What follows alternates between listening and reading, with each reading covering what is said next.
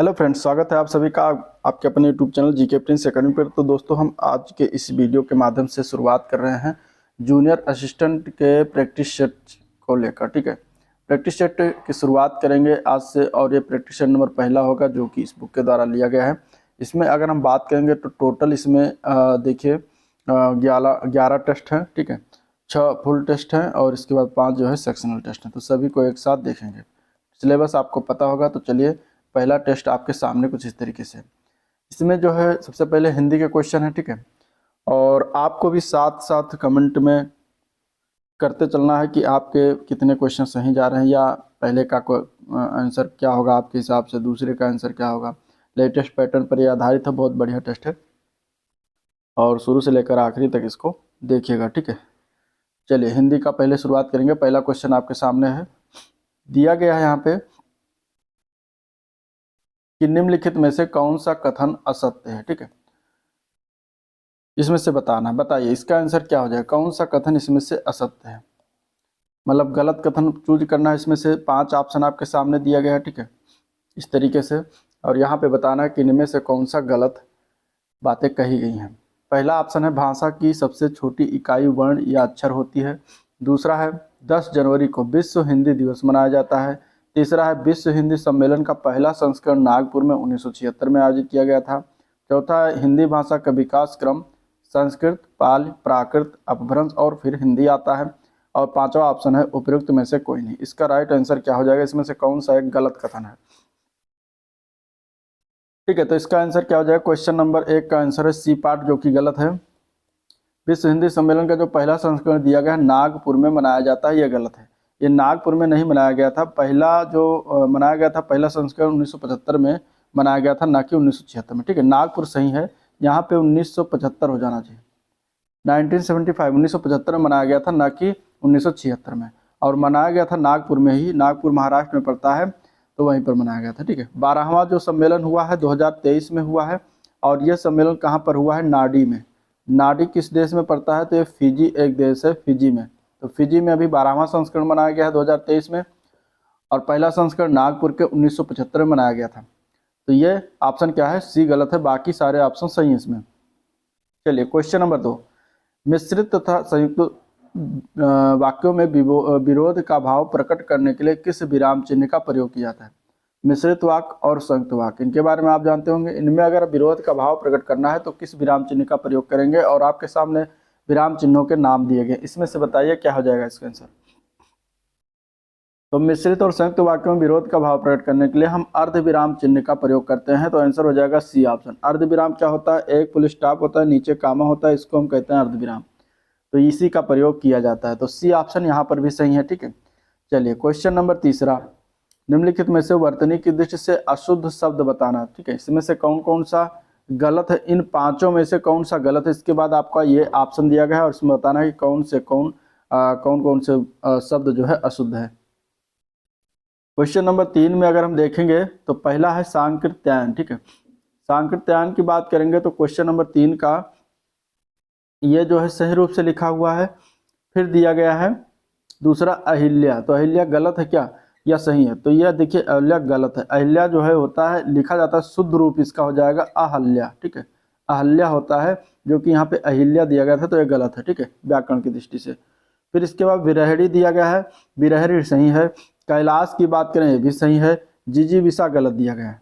जिजीविषा क्या है, गलत है। जिजीविषा को कैसे लिखते हैं, तो जी मतलब जा, दूसरा जा है उसके बड़ी की मात्रा चढ़ाएंगे और जिजीविषा इस तरीके से लिखा जाएगा। तो इस प्रकार गलत वाला 5 और 2, यानी कि सी ऑप्शन यहाँ पर भी सही है। आंसर क्या है, सी ऑप्शन। ठीक है, चलिए क्वेश्चन नंबर 4, निम्नलिखित में से भाववाचक संज्ञा कौन सा नहीं है।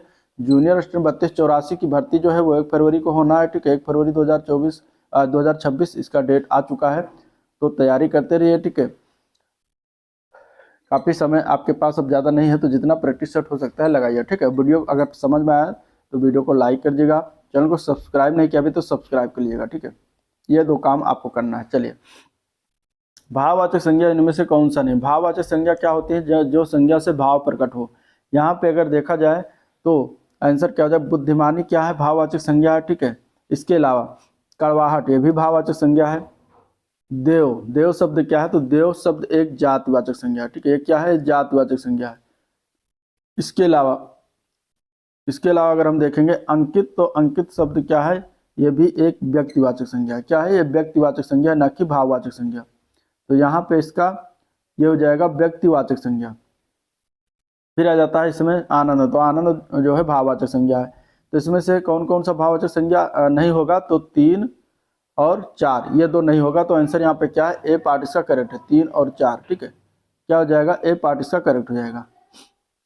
चलिए अगला प्रश्न, क्वेश्चन नंबर 5, निम्नलिखित वाक्यों में से उस वाक्य का चयन करें जिसमें गुणवाचक विशेषण का प्रयोग किया गया है। गुणवाचक विशेषण के किसमें प्रयोग किया गया है? तो यहाँ पे अगर हम बी पार्ट देखते हैं, वो नटखट बालक संगीत सुन रहा है। इसमें का वाक्य में क्या है कि नटखट शब्द क्या है? ये एक तरीके से गुण बता रहा है, विशेषता बता रहे, तो गुणवाचक विशेषण का प्रयोग इसमें सब हो जाएगा। आंसर बी ऑप्शन, ठीक है।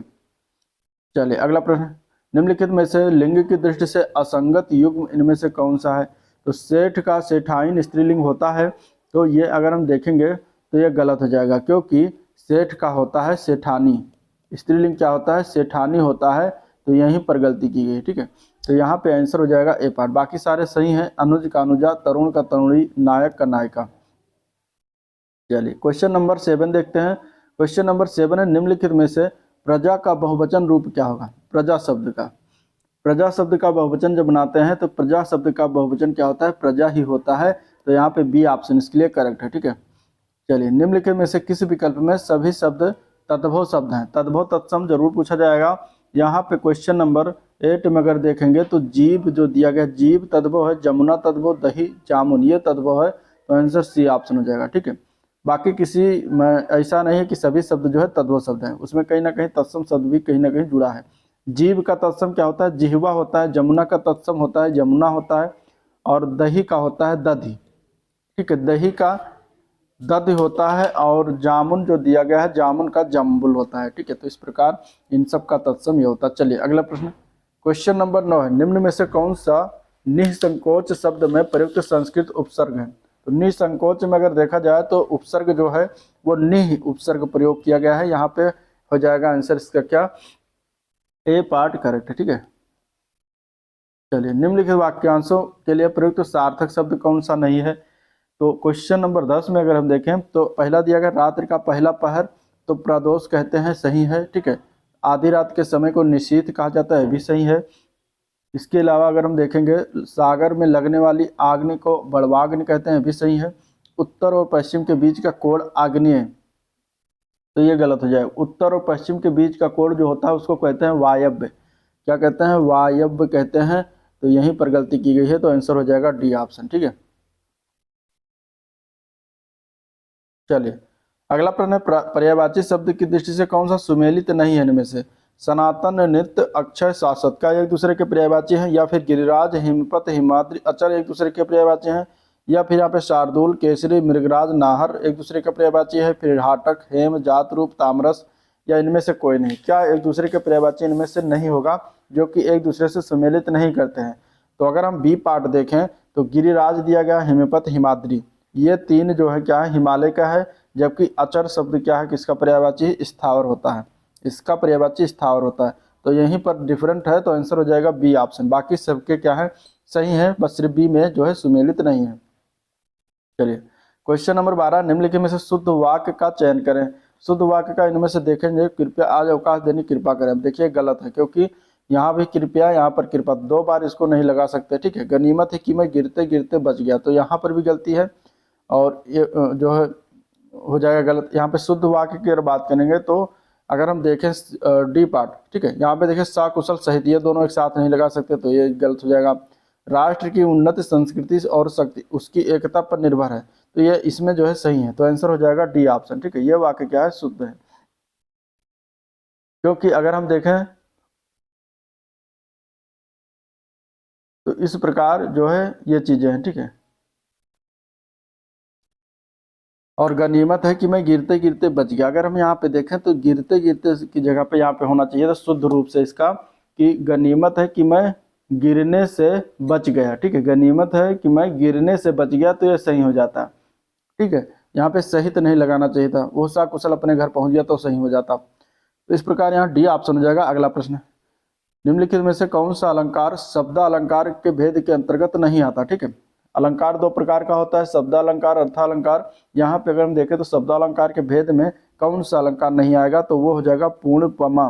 पूर्णपमा अलंकार जो है शब्द अलंकार नहीं, ये अर्थालंकार का भेद है। तो यही हो जाएगा। बाकी अनुप्रास, यमक, श्लेष ये सभी शब्द अलंकार के भेद हैं। ठीक है, तो ये हो गया। अगला क्वेश्चन नंबर 14, आश्रय के चित्त में उत्पन्न होने वाले अस्थिर मनोविकारों को कौन सी संज्ञा दी जाती है। तो आश्रय के चित्त में उत्पन्न जब होता है अस्थिर विकार, मनोविकार जो होते हैं, तो उसको संचारी भाव कहा जाता है।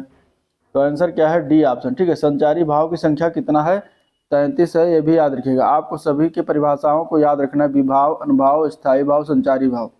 ठीक है, ये संचारी भाव का जो परिभाषा है वो क्या है, आश्रय के चित्त में उत्पन्न वाले स्थिर अस्थिर मनोविकारों को संचारी भाव कहा जाता है या संचारी भाव की संज्ञा दिया जाता है। चलिए क्वेश्चन नंबर 15, निम्नलिखित में से असत्य कथन का चयन करें। गलत कथन यहाँ पे देखेंगे तो पहला दिया गया है, आदिकाल का नामकरण महावीर प्रसाद द्विवेदी ने बीजोपन काल में किया है, तो ये सही है। हिंदी भाषा का प्रथम प्रामाणिक ग्रंथ चंद बरदाई पृथ्वी राज रासो ने लिखा है, ये भी सही है। ठीक है, चंदायन बुंदेली भाषा का काव्य है, तो ये गलत है। चंदायन भाषा जो है ये अवधी में लिखी हुई है, अवधी में, तो यहाँ पे ये गलत हो जाएगा। डी पार्ट है, सूफी कवि मलिक मोहम्मद द्वारा लिखित पद्मावत की भाषा अवधी है, तो ये सही है। आंसर क्या हो जाएगा, सी ऑप्शन। चलिए, निम्नलिखित में से किस वाक्य में मुहावरे का सही प्रयोग नहीं किया गया इनमें से। मेरी जायदाद पर तुम क्यों दांत जमाना चाहते हो, तो ये तो सही है। इस वर्ष के जाड़े में दांत से दांत बच गए, भी सही है। क्वेश्चन नंबर 16 में नट के कर्तव्य देखकर लोगों ने दांतों तले अंगुली दबा ली, ये भी सही है। तुम्हारी दांत काटी रोटी मैं नहीं खाऊंगा, तो ये गलत हो जाएगा। ठीक है, दांत काटी रोटी का अर्थ होता है घनिष्ठ मित्र, और दांत से दांत बजने का अर्थ होता है अत्यधिक सर्दी लगना। तो ये डी पार्ट जो सही रूप से मुहावरे का प्रयोग नहीं किया गया, तो डी ऑप्शन हो जाएगा। अगला प्रश्न, निम्नलिखित में से पश्चिमी हिंदी के अंतर्गत कौन सी बोली नहीं आती। पश्चिमी हिंदी, ठीक है, पश्चिमी हिंदी में अगर देखा जाए तो पश्चिमी हिंदी की बोलियां कौन कौन सी हैं, तो कन्नौजी है, ब्रज भाषा हो गई। ठीक है, इसके अलावा ब्रज भाषा के अलावा खड़ी बोली हो गई, खड़ी बोली के अलावा हरियाणवी हो गई और बुंदेली हो गई। तो ये इतनी भाषाएं जो है पश्चिमी हिंदी के अंतर्गत आती है। तो यहाँ पे अगर देखा जाए अवधी और मैथिली ये दोनों पश्चिमी हिंदी के अंतर्गत नहीं आती, तो बी पार्ट हो जाएगा। बी पार्ट सही हो जाएगा। कौन सी नहीं आती, तो 1 और 2 नहीं आती, तो आंसर हो जाएगा बी ऑप्शन। बिहारी हिंदी के अंतर्गत आती है बोली, मैथिली आती है, अवधी जो है पूर्वी हिंदी की बोली है। क्वेश्चन नंबर 18, निम्नलिखित में से किस शब्द में व्यंजन संधि नहीं है। यहाँ पे व्यंजन संधि, ठीक है, तो यहाँ पे अगर देखें अजंत में क्या है, व्यंजन संधि है। ये बनता किससे, अच प्लस अंत से, अच प्लस अंत, ये बन जाता है अजंत। दिगंबर में यहाँ पर भी व्यंजन संधि है, क्योंकि ये दिक प्लस अंबर से बनता है, दिक प्लस अंबर से बनता है। ठीक है, जगदीश में तो यहाँ पर भी व्यंजन संधि है, क्योंकि जगत प्लस ईश बनता है, जगत प्लस ईश, ये जगदीश बनता है। नमस्ते, तो नमस्ते ही आंसर हो जाएगा, क्योंकि नमस्ते में अगर देखा जाए तो इसमें विसर्ग संधि है, नमः प्लस ते, नमः प्लस ते, ये बनता है नमस्ते। और जहां पर ये बिंदी लग जाए विसर्ग बिंदी, वहां पे विसर्ग संधि होती है। आंसर सी ऑप्शन राइट है। निम्नलिखित में से कौन सा सही सुमेलित नहीं है। थोड़ा बहुत द्वंद्व समास है क्या, यह सुमेलित नहीं है, ये सुमेलित है। नरसिंह में कौन है, कर्मधारय समास है, तो ये भी सही है। आपबीती में तत्पुरुष समास, रस भरा में अव्यय भाव समास, तो ये गलत है, रस भरा में तत्पुरुष समास। तो गलती कहाँ है, डी ऑप्शन में गलती है, तो डी ऑप्शन हो जाएगा आंसर। निम्नलिखित में से विलोम शब्द के युग्म कौन से सही सुमेलित नहीं है, और विलोम शब्द के युग्म कुछ इस तरीके से दिए गए हैं। ठीक है, क्वेश्चन नंबर 20 में रुच का स्निग्ध विलोम होता है, शामिश का निरामिष होता है, पूर्ववर्ती का अनुवर्ती, अग्र का प्रग, आवृत्ति का वृत्त। इसमें से कौन कौन सा गलत है ये बताना है। सही विलोम की बात करेंगे तो आवृत्ति का सही विलोम क्या होता है, अनावृत होता है। आवृत्ति का सही विलोम क्या होता है, अनावृत होता है, जो कि गलती इसमें की गई है। ठीक है, और पूर्ववर्ती का विलोम क्या होता है, परवर्ती। पूर्ववर्ती का विलोम क्या होता है? परवर्ती, जो कि यहाँ पर गलती की गई है। तो बी पार्ट हो जाएगा 4 व 5। ठीक है, चलिए निम्नलिखित में से किस शब्द समूह में संस्कृत उपसर्गों का प्रयोग किया गया है? संस्कृत उपसर्ग का इनमें से कौन से शब्द समूह है जिसमें प्रयोग किया गया है? तो प्रदेश, उपनिवेश और परिभ्रमण, इसमें क्या है? संस्कृत शब्द की उपसर्ग का प्रयोग किया गया है। ठीक है, चलिए निम्नलिखित में से अर्थ की दृष्टि से क्रिया विशेषण का भेद कौन सा नहीं होगा? अर्थ की दृष्टि से क्रिया विशेषण के भेद के प्रकार भी आपको ध्यान में रखना है। यहाँ पे अगर देखा जाए तो रीतवाचक क्रिया विशेषण होता है, कालवाचक क्रिया विशेषण स्थानवाचक होता है, लेकिन तुलनावाचक क्रिया विशेषण नहीं होता। तो आंसर क्या हो जाएगा? B option. अर्थ की दृष्टि से कुल 4 भेद हैं अर्थ की दृष्टि के आधार पर, जिसमें स्थानवाचक, रीतवाचक, कालवाचक और परिमाणवाचक आता है, तुलनावाचक नहीं होता। चलिए निम्नलिखित में से 4 विकल्पों में से उस विकल्प का चयन करें जो क्रिया के भेद वाला सही विकल्प हो। मालिक नौकर से सफाई करवाता है, यहाँ पे हमें बताना है कि कौन सा इसमें से क्रिया के भेद के प्रकार में आता है। मालिक नौकर से सफाई करवाता है। अब करवाने का काम जब आ जाता है तो इसमें कौन सी क्रिया भेद हो जाती है? प्रेरणार्थक क्रिया हो जाती है। ठीक है, तो यहाँ पे आंसर क्या है? ए पार्ट करेक्ट है। अगला प्रश्न, दशरथ के पुत्र राम ने रावण को मारा, इस वाक्य में कौन सा पद कारक बनने की सबसे कम योग्यता रखता है? तो यहाँ पे अगर देखेंगे तो आंसर क्या हो जाएगा? डी ऑप्शन, पुत्र। ठीक है, सबसे कम गुण पद जो है राम है, क्योंकि दशरथ के पुत्र राम वही हैं। ठीक है, तो यहाँ पे आंसर क्या हो जाएगा? डी ऑप्शन करेक्ट हो जाएगा। चलिए निम्नलिखित में से किस विकल्प में सकर्मक क्रिया का प्रयोग हुआ है? सकर्मक क्रिया और अकर्मक क्रिया, ये दोनों आपको पढ़ना है, ध्यान में रखना है। यहाँ पे बताइए किसमें सकर्मक क्रिया प्रयोग हुआ? तो यहाँ पे अगर हम देखें तो सिपाही चोर को पकड़ता है, इसमें क्या है? सकर्मक क्रिया है। ठीक है, बाकी सभी में अकर्मक। तो आंसर क्या हो जाएगा? सी ऑप्शन हो जाएगा। नेक्स्ट क्वेश्चन, निम्नलिखित में से वाक्य को सरल वाक्य में परिवर्तित कीजिए। उसने कहा कि मैं विदेशी हूँ, इसका सरल वाक्य बनाना है और सरल वाक्य ऑप्शन इस तरीके से दिया गया है। उसने कहा कि मैं विदेशी हूँ, इसको सरल वाक्य में कैसे बनाएंगे? तो इसको बनाएंगे कि उसने आपको विदेशी बताया, अपने आप को क्या बताया? विदेशी बताया। तो इस प्रकार ये सरल वाक्य में कन्वर्ट हो गया। ठीक है, भाव दोनों का एक ही है। चलिए अगला क्वेश्चन, मुदित मनोहर मानस देखा पंक्ति में कौन सा अलंकार है? ठीक है, इस पंक्ति में अलंकार बताना। मुदित मनोहर मानस देखा, यहाँ पे अगर देखेंगे तो इसमें अनुप्रास अलंकार होगा। ठीक है, कौन सा अलंकार है? अनुप्रास, क्योंकि पंक्ति के शब्द में एक ही वर्ण की एक से अधिक बार आता है। जैसे माँ देखिए यहाँ पे माँ माँ माँ, इस तरीके से आ रहा है ना, तो ये हो जाएगा अनुप्रास अलंकार। चलिए, श्री राम मैं सब जग जानी, करऊं प्रणाम जोर जुग पानी, यह रचना गोस्वामी तुलसीदास की किस कृति से है? तो यहाँ पे 28 का आंसर क्या हो जाएगा? डी पार्ट, ये जो है रामचरितमानस से लिया गया है। डी ऑप्शन सही है। चलिए क्वेश्चन नंबर 29 इस तरीके से कुछ दिया गया है ज्ञानपीठ पुरस्कार के बारे में। ठीक है, इसके बाद हमें इसमें कथन के बारे में बताना है कौन से कथन सही है। ठीक है, इस प्रकार इसका ऑप्शन है। तो यहाँ पे हम पहले पढ़ते हैं कि कथन, पहला कथन है कि यह भारत का सबसे पुराना और सर्वोच्च साहित्य पुरस्कार है। कौन? ज्ञानपीठ पुरस्कार। ठीक है, तो यहाँ पे अगर हम देखें तो यह सही है। इसके बारे में, यह पुरस्कार वर्ष 1961 में स्थापित और पहली बार 1965 में मलयालम कवि जी शंकर कुरूप को प्रदान किया गया। तो यह भी सही है। इसमें 11 लाख रुपए नगद पुरस्कार, वाग्देवी की एक मूर्ति और प्रशस्ति पत्र दिया जाता है। तो यह भी सही है। ठीक है, कवि हिंदी कवि लेखक और विनोद कुमार शुक्ल को 59वां ज्ञानपीठ पुरस्कार 2024 में प्रदान किया गया। ये भी सही है। ठीक है, यह पुरस्कार हिंदी भाषा के लिए सर्वप्रथम सुमित्रा नंदन पंत को 1968 में चिदम्बरा के लिए दिया गया था। तो ये भी सही है। तो यहाँ पे क्या है कि ज्ञानपीठ पुरस्कार के बारे में 5 कथन सही हैं। तो आंसर क्या हो जाएगा? यहाँ पे ए पार्ट हो जाएगा, सभी कथन सही है। ठीक है, चलिए निम्नलिखित में से बताना अमलगम, अमलगमेशन का हिंदी में अर्थ क्या होता है? ठीक है, तो इसका हिंदी में अर्थ क्या होगा? क्वेश्चन नंबर 30, यहाँ पे आंसर हो जाएगा इसका ए पार्ट करेक्ट, समामेलन। ठीक है, आंसर क्या हो जाएगा? ए पार्ट इसका करेक्ट हो जाएगा। ठीक है,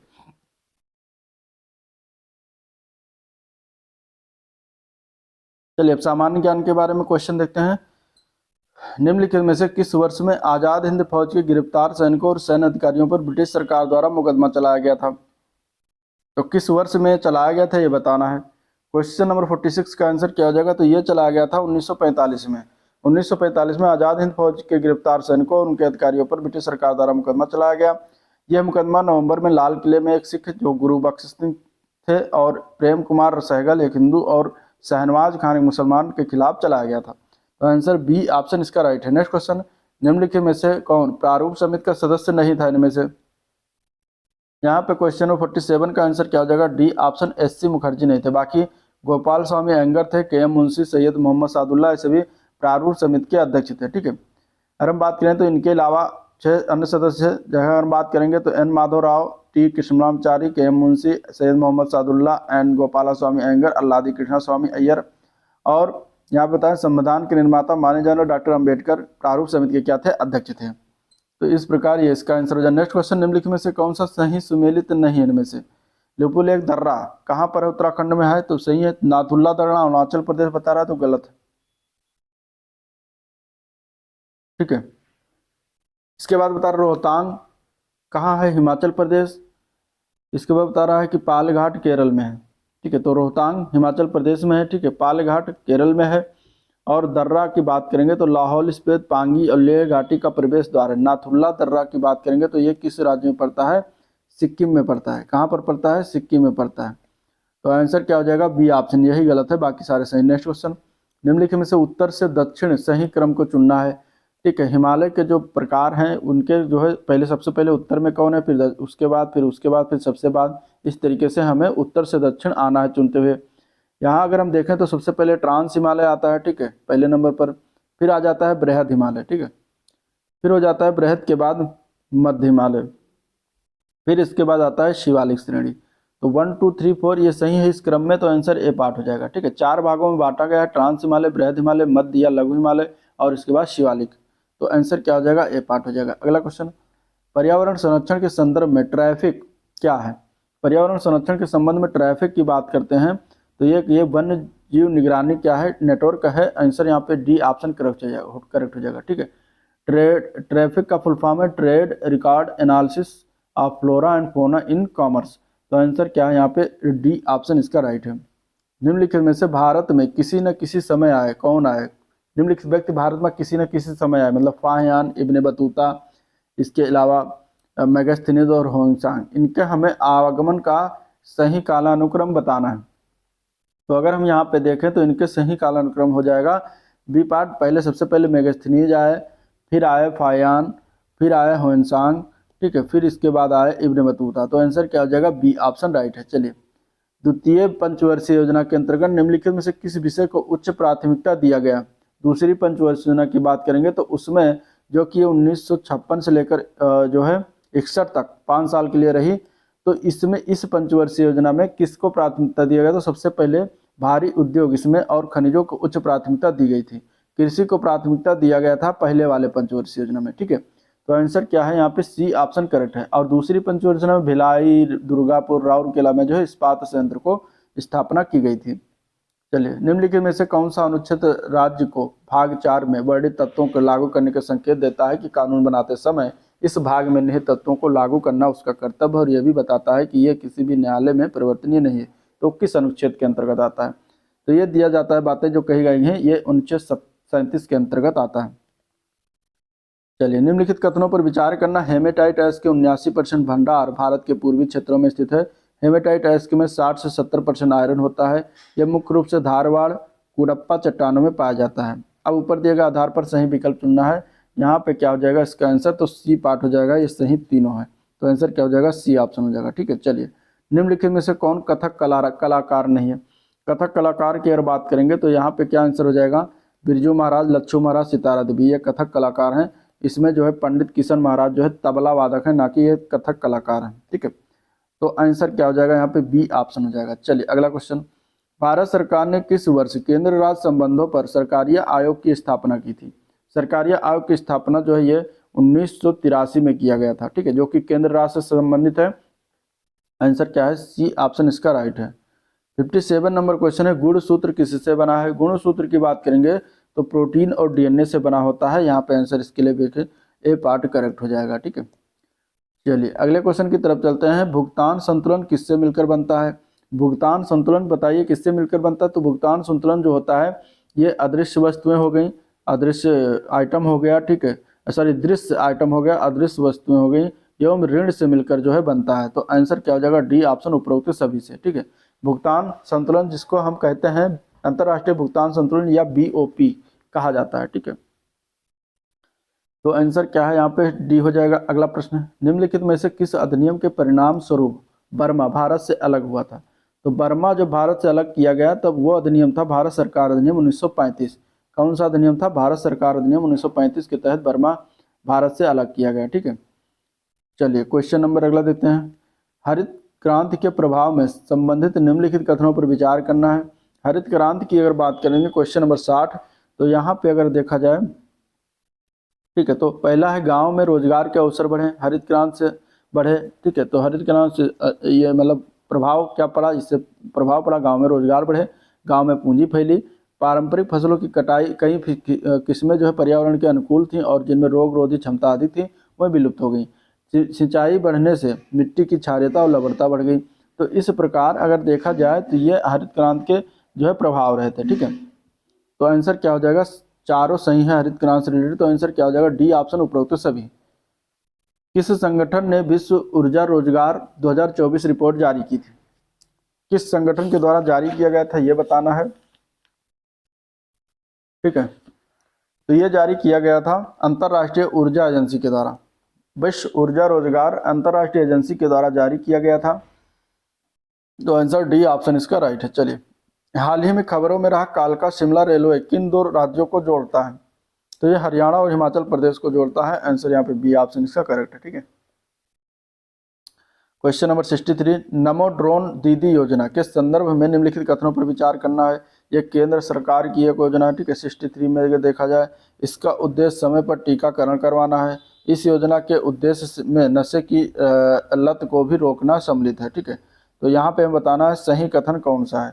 सही कथन की बात करेंगे तो नमो ड्रोन दीदी योजना की बात कर रहा है, तो इसका उद्देश्य समय पर टीका करवाना है, यही सही है, बाकी ये दोनों गलत है। तो आंसर क्या हो जाएगा, 63 का बी पार्ट हो जाएगा। ठीक है, 63 का बी पार्ट।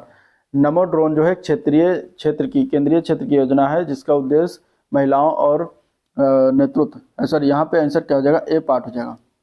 ठीक है, केवल एक, महिलाओं को नेतृत्व वाले स्वयं सहायता समूह में कृषि सेवाएं प्रदान करने के लिए ड्रोन तकनीक से लैस करके उन्हें सशक्त बनाना है। अब यहाँ पे अगर हम देखें तो एक में क्या है, ये केंद्र सरकार की योजना है, इसके बारे में सिर्फ यही बात सही है, बाकी ये दोनों गलत हैं। ठीक है, तो आंसर हो जाएगा ए पार्ट केवल एक। आंसर क्या हो जाएगा, ए पार्ट केवल एक। चलिए, क्वेश्चन नंबर 64, निम्नलिखित में से कौन सही सुमेलित है। नदियां और सहायक नदियां दी गई हैं, तो कृष्णा की सहायक नदी इनमें से कौन सी है जो दिया गया है, तो हो जाएगी पंचगंगा। गोदावरी की सहायक नदी इनमें से क्या हो जाएगी, वेनगंगा। ब्रह्मपुत्र की बात करेंगे तो इसकी सुबनसिरी है, और रामगंगा की बात करेंगे और गंगा की बात करेंगे तो रामगंगा नदी इसकी सहायक नदी है इनमें से। तो इस प्रकार मिलान करने के लिए नदियाँ और सहायक नदियाँ आ जाएंगी, आपको ये तैयार रखना है। ठीक है, आंसर की बात करेंगे तो आंसर यहाँ पे सी ऑप्शन करेक्ट है। चलिए, क्वेश्चन नंबर 65। क्वेश्चन नंबर 65 है, जहांगीर की आत्मकथा में निम्नलिखित में से किस भाषा में लिखी गई है। जहांगीर की आत्मकथा की बात करेंगे तो यह लिखा गया है फारसी में। फारसी में लिखा गया है जिसका नाम है तुजुक ए जहांगीरी। ठीक है, ये जहांगीर को भारत में मुगल शासन के दौरान सबसे शक्तिशाली सम्राट माना जाता था, और जहांगीर मुगल काल का चौथा सम्राट था जिन्होंने 1605 से लेकर 1627 तक अपनी मृत्यु तक 22 वर्षों तक शासन किया। तो ये थे सामान्य ज्ञान के। अब हम देखेंगे कंप्यूटर क्वेश्चन। फायरवॉल कितने प्रकार के होते हैं। कंप्यूटर का पहला क्वेश्चन, फायरवॉल जो है कितने प्रकार का, तो फायरवॉल 4 प्रकार के हो सकते हैं। यहाँ पे आंसर इसके लिए सी पार्ट हो जाएगा। ठीक है, जो कि इसमें पहला आता है पैकेट फिल्टर फायरवॉल, दूसरा एप्लीकेशन लेवल गेटवे फायरवॉल, तीसरा सर्किट लेवल फायरवॉल, चौथा प्रॉक्सी फायरवॉल। अगला क्वेश्चन, निम्नलिखित में से कौन सा इंटरनेट के माध्यम से फंड ट्रांसफर करने का एक तरीका है। तो फंड हम इसमें से अगर देखा जाए तो नेफ्ट के माध्यम से ट्रांसफर करते हैं। ठीक है, नेशनल इलेक्ट्रॉनिक फंड ट्रांसफर, तो ये करने का तरीका है। तो आंसर यहाँ पे सी ऑप्शन राइट है। चलिए, निम्नलिखित में से खोज इंजन यानी सर्च इंजन और निर्देशिकाओं के बारे में कौन सा कथन सत्य है। सर्च इंजन की बात करेंगे तो ये एक क्या है, इंजन अच्छी और बुरी साइटों के बीच भेदभाव नहीं करता। सर्च इंजन में जो सर्च करेंगे वो आपको सर्च करके दिखाएगा। ठीक है, सर्च इंजन एक सॉफ्टवेयर सिस्टम है जो यूजर्स के पूछे गए प्रश्नों का जवाब वेब पेज और वेब के अन्य प्रासंगिक जानकारी के लिए जो है हाइपरलिंक प्रदान करता है। तो पहला सही है इसके बारे में। एक खोज इंजन माने एक सर्च इंजन उन सभी वेब पृष्ठों को प्रदर्शित करता है जिनमें आप कीवर्ड होते हैं, आपके कीवर्ड होते हैं और हजारों नियोजित अनियोजित परिणामों की सूची दे सकते हैं सर। ठीक है, जैसे गूगल पर आप कोई भी वर्ड डालते हैं, सर्च करते हैं, तो उन वर्ड से रिलेटेड जितना भी होता है सारा खुल के आ जाता है। ये एक निर्देशिका किसी दिए गए विषय या विषय के लिए उपलब्ध सर्वोत्तम साइटों को वर्गीकरण करने का प्रयास होता है, तो यह भी सही है। तो आंसर डी ऑप्शन हो जाएगा, उपरोक्त सभी। चलिए क्वेश्चन नंबर अगला देखते हैं। कई सोशल मीडिया साइट और सेवाएं वैध खाता सत्यापन के लिए क्या प्रदान करती हैं? ठीक है, वैलिड अकाउंट के लिए सत्यापन जब कराया तो उसके लिए क्या प्रदान किया जाता है? 69 के अगर आंसर की बात करेंगे तो यहाँ पर आंसर हो जाएगा इसका सी पार्ट, 2 स्टेप वेरिफिकेशन करवाता है। आंसर यहाँ पे सी ऑप्शन राइट हो जाएगा। ठीक है, भारत में 5G नेटवर्क कब लॉन्च किया गया? भारत में 5G नेटवर्क कब लॉन्च किया गया? तो प्रधानमंत्री के द्वारा 1 अक्टूबर 2022 को लॉन्च किया गया था। तो यहाँ पे आंसर क्या हो जाएगा? सी ऑप्शन करेक्ट हो जाएगा। 202.121.75.96 ये किस प्रकार का आईपी एड्रेस है? ये एक आईपी एड्रेस है और किस प्रकार का है, कौन सी श्रेणी में आता है? तो ये क्लास सी एड्रेस की श्रेणी में आता है। आंसर यहाँ पे सी ए पार्ट हो जाएगा, क्लास सी श्रेणी। चलिए, कंप्यूटर को रिबूट करने के लिए शॉर्टकट की क्या होती है? इसका आंसर बताइए क्या हो जाएगा? 72 का। कंप्यूटर को रिबूट करने के लिए शॉर्टकट की होती है कंट्रोल अल्ट प्लस डिलीट। क्या होता है? Control plus alt plus delete करेंगे तो कंप्यूटर रिबूट हो जाएगा। सेव प्रिंट क्लोज कमांड किस मेनू के विकल्प होते हैं? ठीक है, सेव प्रिंट और क्या है क्लोज कमांड्स। बताइए इसका आंसर क्या हो जाएगा? क्वेश्चन नंबर 73 का आंसर क्या हो जाएगा? इसका आंसर हो जाएगा बी पार्ट, फाइल मेनू के विकल्प है। आंसर बी ऑप्शन राइट है।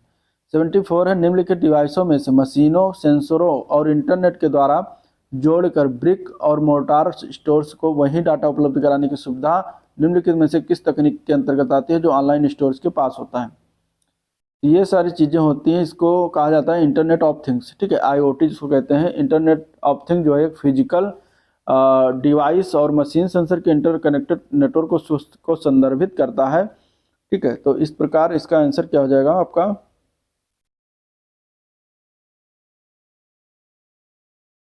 डी ऑप्शन करेक्ट हो जाएगा। ठीक है, क्या है? डी ऑप्शन इसका राइट है।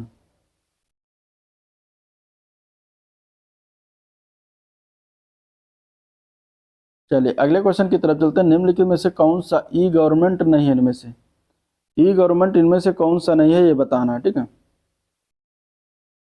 क्वेश्चन नंबर 75 ई गवर्नमेंट की बात करेंगे तो देखिए, अगर हम देखें बिजनेस टू बिजनेस यानी कि B2B जो है ये ई गवर्नमेंट नहीं होता। ई गवर्नमेंट में ई का अर्थ होता है इलेक्ट्रॉनिक। ठीक है, तो ये नहीं होगा। बाकी अगर हम देखें तो कुछ ई गवर्नमेंट के जो प्रकार है उसमें से देखा जाए तो गवर्नमेंट टू गवर्नमेंट हो गया, government to citizen, government to business, इस तरीके से क्या होता है ई गवर्नमेंट, ये सारी चीज़ें इसके अंतर्गत आती हैं। ठीक है, बाकी ए पार्ट हो जाएगा इसका आंसर। नेक्स्ट क्वेश्चन, किसी श्रेणी में किसी मान की खोज करने और दूसरे कलम से संबंधित मान लौटने के लिए किस एक्सेल फंक्शन का उपयोग किया जाता है?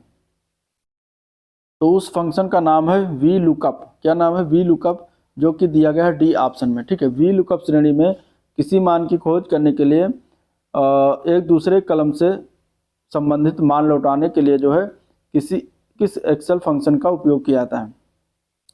तो आंसर क्या हो जाएगा यहाँ पर? डी ऑप्शन इसका राइट हो जाएगा। चलिए अगले क्वेश्चन की तरफ चलते हैं। क्वेश्चन नंबर 77 दिया गया एक लेजर प्रिंट के बारे में।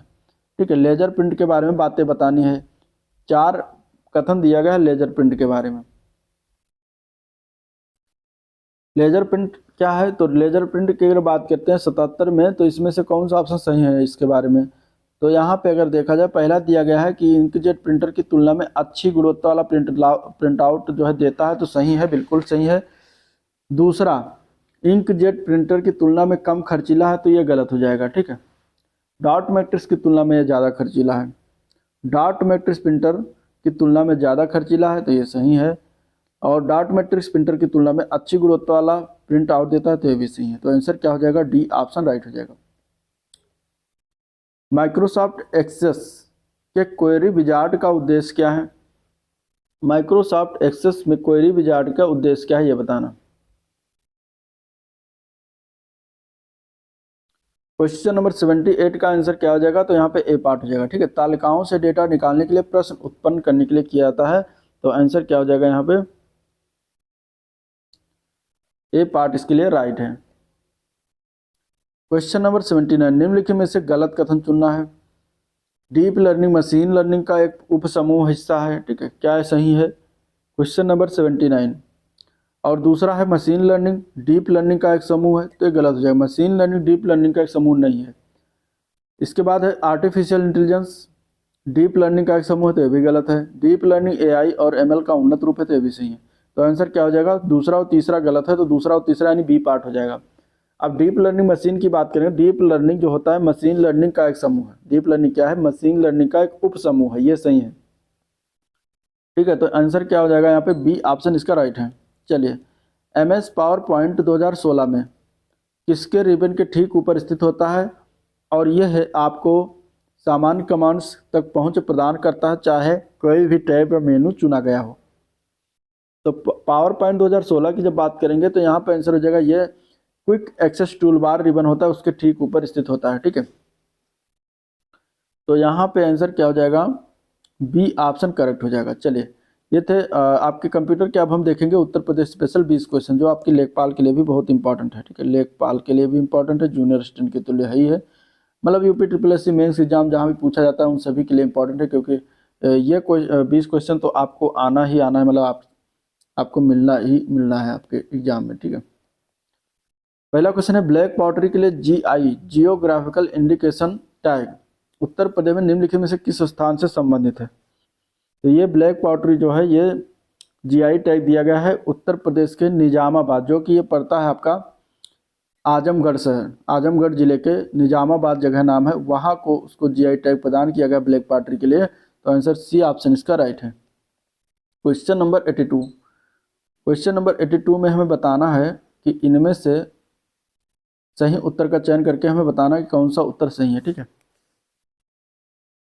उत्तर प्रदेश के संस्कृत विरासत के संदर्भ में निम्नलिखित कथनों पर कौन सा कथन सही है। पहला, इस उत्तर प्रदेश के अनेक उत्खनिक पुरास्थलों से वैश्विक संदर्भ में कृषि के प्राचीनतम प्रमाण प्राप्त हुए हैं। प्राचीनतम प्राप्त कृषि अन्न जौ और धान है। तीसरा, अवध के नवाबों ने बिना भवन निर्माण की कुछ पुरानी परंपराओं को जीवित रखा। उन्होंने कई जगहों मस्जिदों, दरवाजों, बगीचों, इमामबाड़ों का निर्माण कराया। इनमें से कौन सा सही उत्तर है सांस्कृतिक विरासत के बारे में। तो यहाँ पे सिर्फ पहला और तीसरा सही है, दूसरा गलत है। तो आंसर क्या हो जाएगा, ए पार्ट इसका करेक्ट हो जाएगा। ठीक है,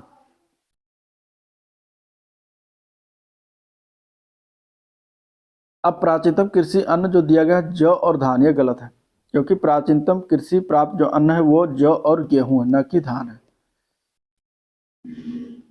चलिए, क्वेश्चन नंबर 83, उत्तर प्रदेश के निम्नलिखित में से किस मंडल में प्रथम समाजवादी अभिनव विद्यालय खोला गया था।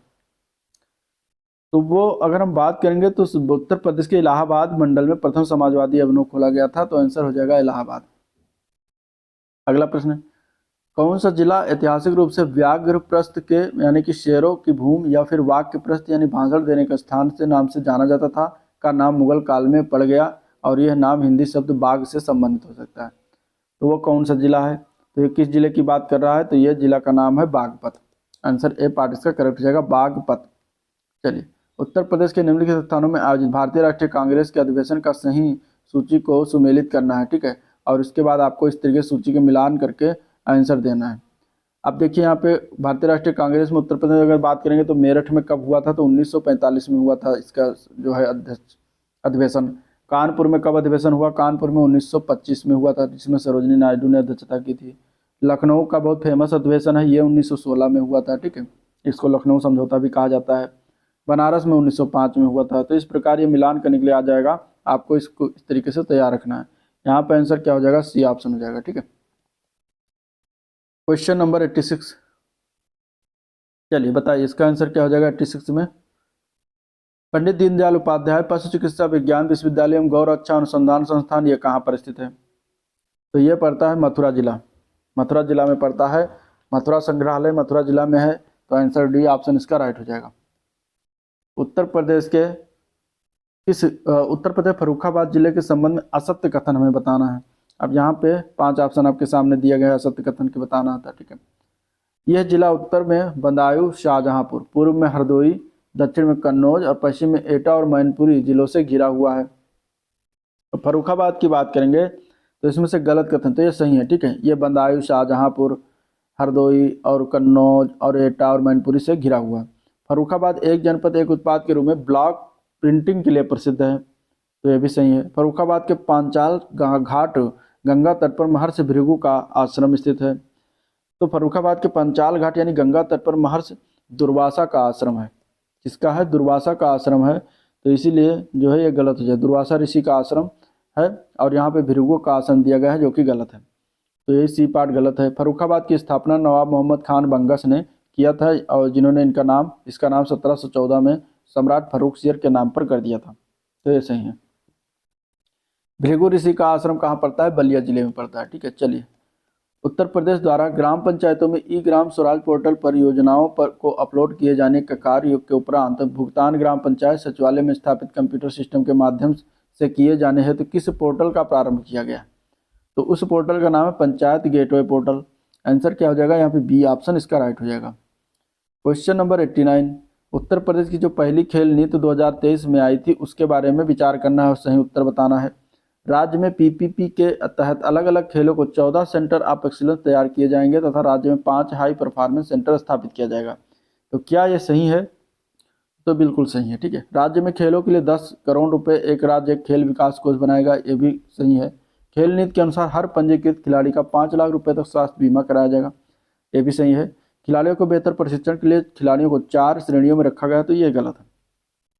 अगर हम देखा जाए तो ये 3 श्रेणियों में रखा गया। तो आंसर क्या हो जाएगा? यहाँ पे सी पार्ट 1, 2 और 3 सिर्फ सही है। ठीक है, 1, 2 और 3 सिर्फ सही है। चलिए क्वेश्चन नंबर 90, यहाँ पर भी हमें उत्तर प्रदेश सौर ऊर्जा नीति जो आई 2022 में उसके कथनों पर विचार करना है। यहाँ पे अगर हम देखें तो इसमें पहला है, यह नीति 5 वर्ष तक यानी 2027 तक लागू रहेगी, बिल्कुल ठीक है। ठीक है, यह राज्य सरकार ने अगले 5 वर्ष में सौर ऊर्जा से 20,000 मेगावाट बिजली उत्पादन करने का लक्ष्य रखा है, तो ये गलत हो जाएगा। ठीक है, ये गलत है, क्योंकि अगर हम देखा जाए तो राज्य सरकार ने अगले 5 वर्ष में सौर ऊर्जा से 20,000 मेगावाट बिजली उत्पादन का लक्ष्य रखा गया है, तो ये गलत है। तीसरे की अगर हम बात करेंगे तो सोलर पार्क से 14,000 मेगावाट, सोलर रूफटॉप आवासीय से 4,500 मेगावाट, सोलर रूफटॉप अनावासीय से 1,500 मेगावाट, पीएम कुसुम योजना के तहत 2,000 मेगावाट बिजली उत्पादन रखा गया है। तो यहाँ पे ये आंसर सही हो जाएगा। ठीक है, तो आंसर क्या हो जाएगा? 1, 3।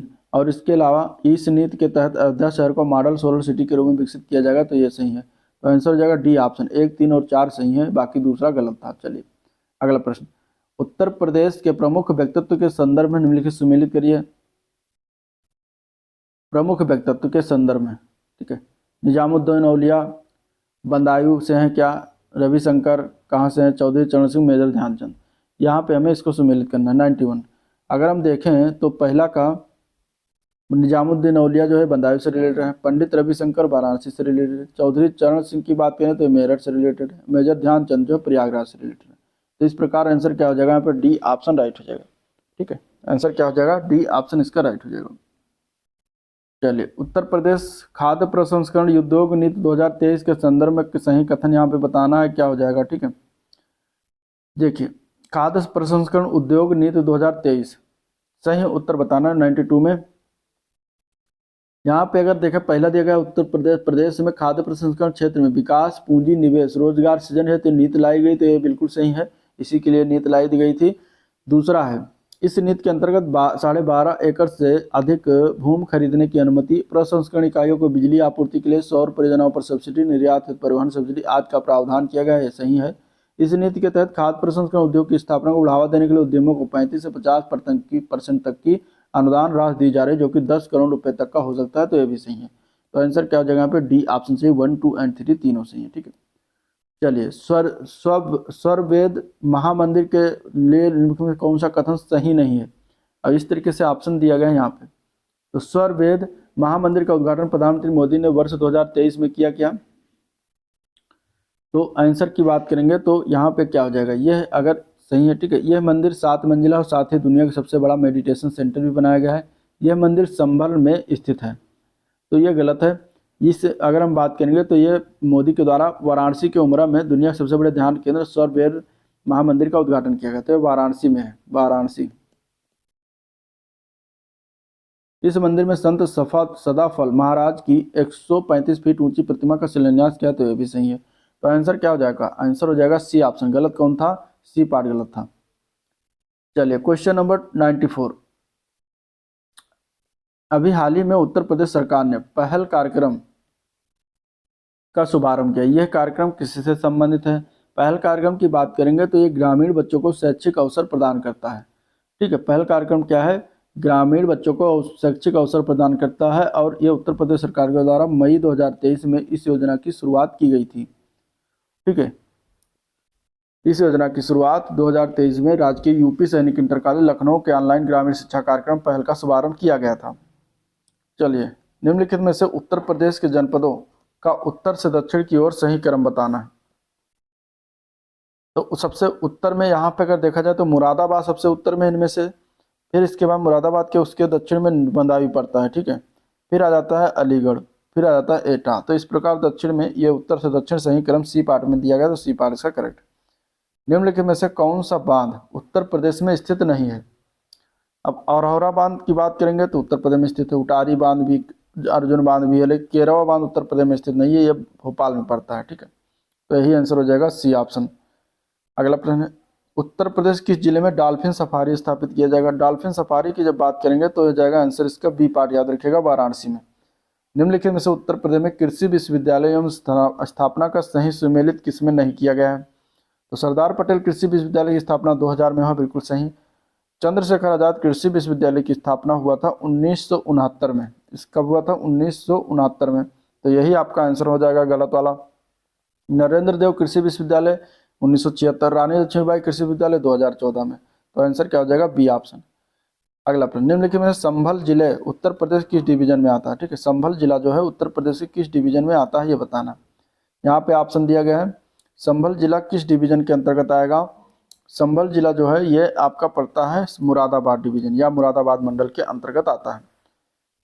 चलिए, क्वेश्चन नंबर 100, उत्तर प्रदेश का सर्वोच्च सम्मान यश भारती सम्मान किस वर्ष प्रारंभ किया गया था? ठीक है, सर्वोच्च सम्मान है यश भारती सम्मान, ये कौन से साल में शुरुआत किया गया था? तो 1994 में इसकी शुरुआत हुई थी। आंसर बी ऑप्शन करेक्ट हो जाएगा। ठीक है, तो ये था ओवरऑल वीडियो जिसको हम लोगों ने देखा, डिस्कस किया। वीडियो पसंद आया तो लाइक करिए और आप लोग अपना कमेंट करके बता सकते हैं कि आपके कितने उत्तर सही जा रहे हैं, कितने क्वेश्चन सही जा रहे हैं। ठीक है, चलिए मिलते हैं नेक्स्ट वीडियो में, तब तक के लिए थैंक यू।